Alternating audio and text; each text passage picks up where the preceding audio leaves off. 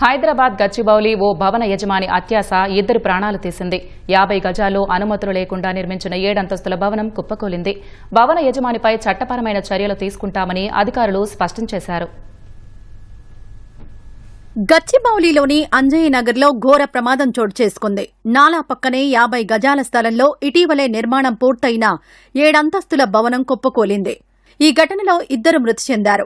భవన శిథిలాల కింద నుంచి 2 మృతదేహాలను రెస్క్యూ సిబ్బంది వెలికితీశారు. మృతులు మధ్యప్రదేశ్కు చెందిన ఉమేష్ కారే, మోపత్గా గుర్తించారు. వీరిద్దరూ కొండాపూర్లో ఉంటూ టైల్స్ కార్మికులుగా పనిచేస్తున్నారు.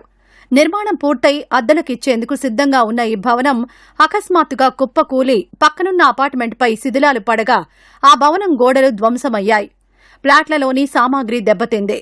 భవనం కూలడంతో పక్కనే ఉన్న హాస్టల్లోని విద్యార్థులు భయంతో బయటకు పరుగులు తీశారు.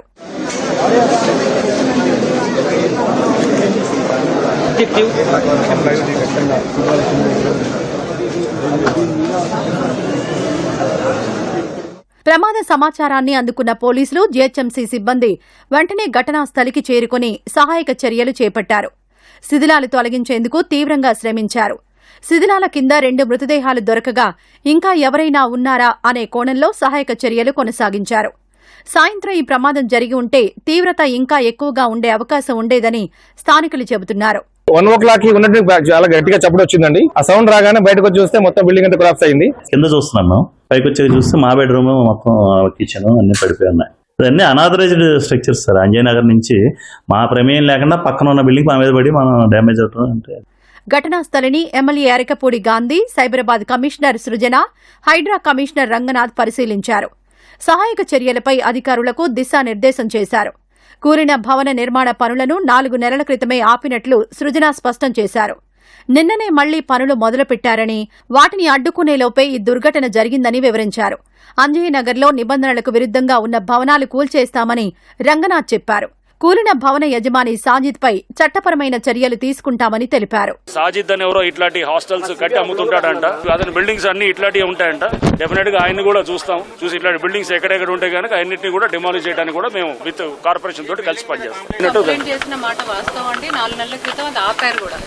ఆపి సీజ్ చేశారు. మళ్ళీ 4 నెలలు ఊరుకున్న వ్యక్తి నిన్న మళ్ళీ మొదలు పెట్టాడు. మేము వచ్చేలోపు అన్ఫార్చునేట్ సిచ్యువేషన్. నాలా పక్కన చిన్న బాక్స్ నాలా ఉంది అని అన్నారు. సో మేము అదే మ్యాప్ తీసుకుంటున్నామండి.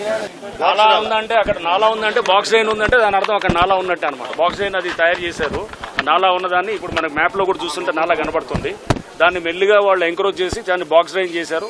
ఈ బిల్డింగ్లన్నీ కూడా చూస్తున్నాము. ఈ హాస్టల్స్ అన్ని కూడా ఇట్లా మష్రూమింగ్ ఆఫ్ హాస్టల్స్ ఇవన్నీ రావడానికి సగం కారణం ఇట్లాంటి అనాథరైజ్ గా ఒక 6 అంతస్తులు 7 అంతస్తులు ఇష్టమైనట్టు కడుతూ పోవటం.